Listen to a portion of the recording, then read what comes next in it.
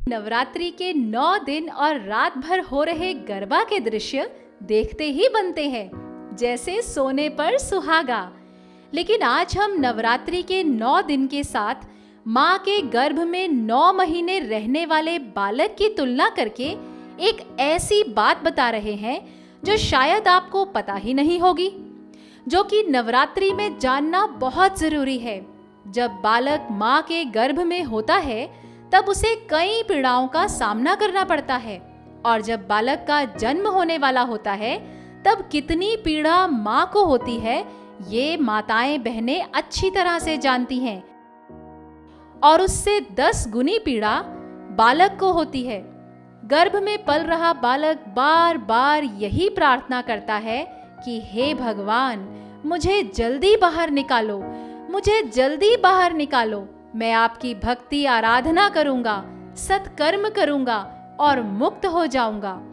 लेकिन जन्म के बाद बालक जब बड़ा होने लगता है तो झूठ, कपट, दुष्कर्म में ऐसा धीरे धीरे रंग जाता है कि वो इतना भी भूल जाता है कि नवरात्रि के 9 दिन देवी माँ की उपासना मंत्र सिद्धि के लिए, ब्रह्मचर्य व्रत का पालन करने के लिए, सत्व को प्राप्त करने के लिए, इष्ट की सिद्धि के लिए, अंदर की शक्तियों को जगाने के लिए और कुछ अच्छा हासिल करने के लिए होते हैं।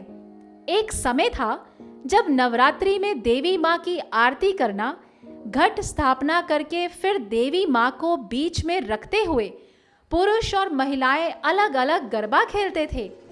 गरबा में हाथ से ताली बजाने से एक्यूप्रेशर हो जाता था और शरीर स्वस्थ भी रहता था। उन दिनों में मनुष्य व्यसन रहित तो होते ही थे, साथ ही साथ सात्विक और कम भोजन ग्रहण करते थे। विषय वासना, भोग विलास को छोड़कर प्रयत्न करते थे कि इन 9 दिनों में देवी माँ को प्रसन्न कर माँ का आशीर्वाद प्राप्त कर सकें।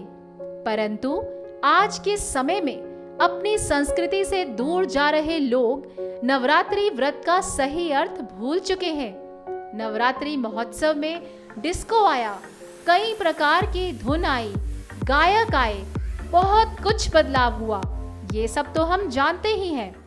पिछले कुछ सालों में मीडिया ने अलग अलग सर्वे किए, जिससे ये सिद्ध हुआ कि नवरात्रि के दिनों में लोग संयम रहित जीवन जीते हैं। आंकड़ों के अनुसार इन दिनों में गर्भ निरोधक गोलियों, कॉन्डम बिक्री में 25 से 50% और गर्भपात में 25% वृद्धि पाई गई है। विशेषज्ञों के अनुसार गर्भपात का आंकड़ा इससे ज्यादा भी हो सकता है। हमारे शास्त्रों में वर्णित है, गर्भपात महापाप है, इसके समान कोई दूसरा पाप नहीं है। उपासना के दिनों में वासना पूर्ति करने में देवी माँ और नारी समाज का अपमान होता है।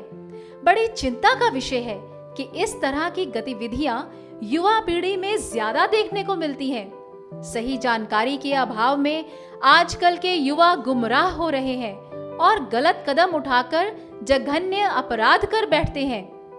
भारत देश के उज्जवल भविष्य के लिए और उसे विश्व गुरु बनाने के लिए युवा धन की सुरक्षा बहुत ही महत्वपूर्ण योगदान देती है और इसकी रक्षा करना बहुत जरूरी है।